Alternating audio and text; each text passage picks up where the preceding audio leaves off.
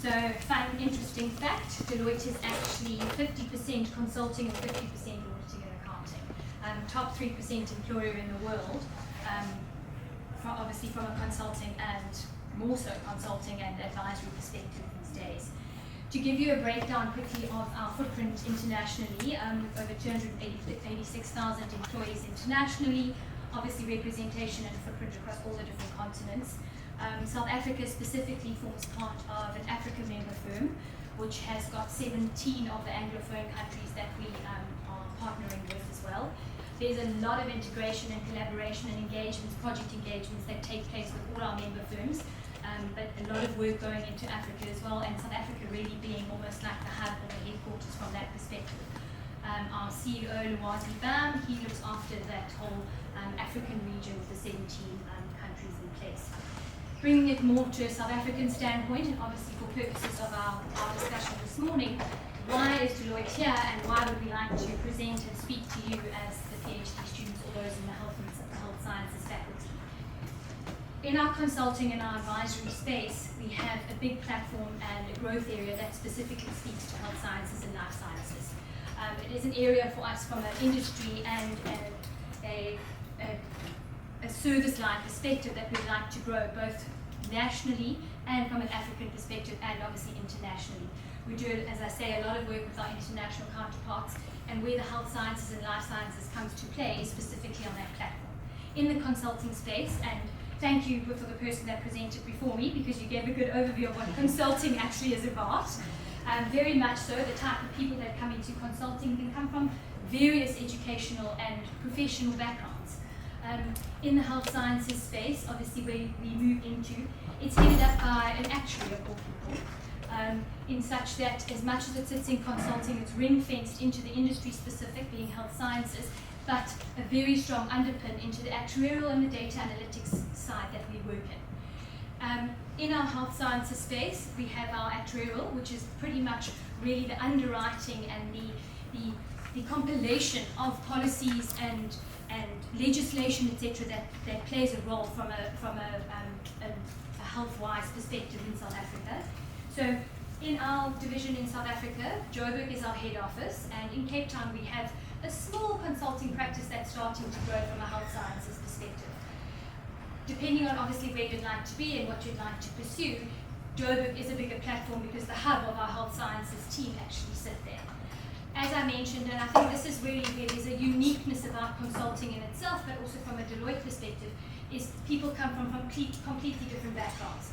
So whether it's engineering, whether it's a medicinal degree, whether it's a commercial degree, and once you go into your postgrads, in your case from a PhD perspective, you really can move into any sector, obviously coming with your professional experience from a consulting point of view. How would you get into Deloitte and how does the process actually work? And I speak more holistically from a talent process and not only from a Deloitte point of view, in that when you find yourselves doing a postgrad qualification, after having done your undergrads, gone into the workplace for a few years, when you generally go back into the higher education sector, it's because you've reached a crossroads in your life and you want to know where would you like to go as the next step. And what this does is it provides you with that platform to obviously enhance your educational skills, but at the same time really take the time to learn and develop other skill sets, thought processes, whilst you are obviously with like-minded people to say where would I like to be and what I'd like to do.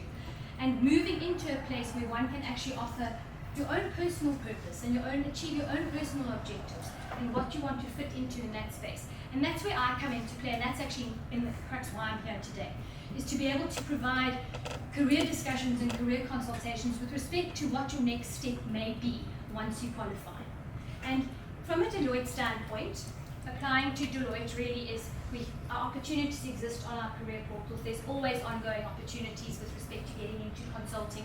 More specifically, in this case, from a health sciences point of view, I work closely with that team, and I will leave all my contact details as well for you to reach out if you would like to have further conversations. In fact, one of your PhD students, Nadia, reached out to say that she'd like to have a career conversation in order to understand, looking at her CV holistically, where she come from, what does she study, what are her interests, what would she like to go into, and guiding her on that platform, and not necessarily in that sense.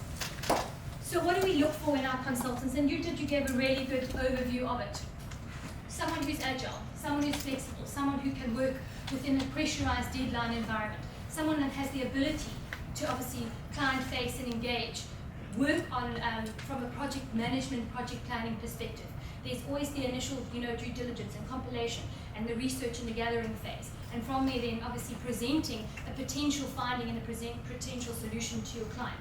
Thereafter actually having the ability to put that into a project plan to actually implement and execute and see the return or the benefit of that solution on a longer term. The difference between Deloitte and other consulting houses is that because we are such a vast organization with so many different service offerings, we are able to provide end-to-end solutions with respect to the solutions for the solutions we provide across different sectors.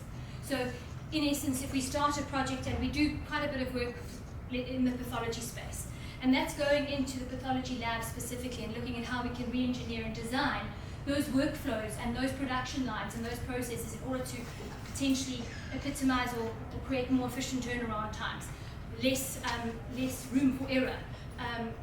That may be one sole project we get involved with, and thereafter it grows to a greater exponential project because of the service offerings that happen. At Deloitte, we work with different consulting teams in different stages, so you get to cross-pollinate and cross-reference and learn different skills all the time. So for instance, in this health sciences division, as much as it's led up by an actuary, there's also the involvement from the strategic side, from the business operations, which is like more the operational aspect of it. Then you also get the technological underpin. Obviously, from a Deloitte perspective, we have a dedicated technology consulting or enterprise performance and digital consulting service line within Deloitte. However, technology spans across all the different platforms and the frameworks, and really any project and anything that you work on, you're always moving and integrating from one service line to another, depending on actually what the client solution requires and entails. So it gives you, if that's where you want to move into from at the next stage of your career, is something that allows for different opportunities to explore and expand and grow. And it really is a continuous learning environment, because you are with like-minded people, you are with subject matter experts, working both within your intrinsic space, within your organization, obviously from a greater perspective when you're working with your colleagues across the African continent, the European continent, wherever it happens to be that there's projects going on. And then obviously from an external macro perspective with industry, with government sector, with public sector, and really being influential as a result of guiding and moving into the future with respect to policies, legislation, etc. as well. So there's many opportunities available.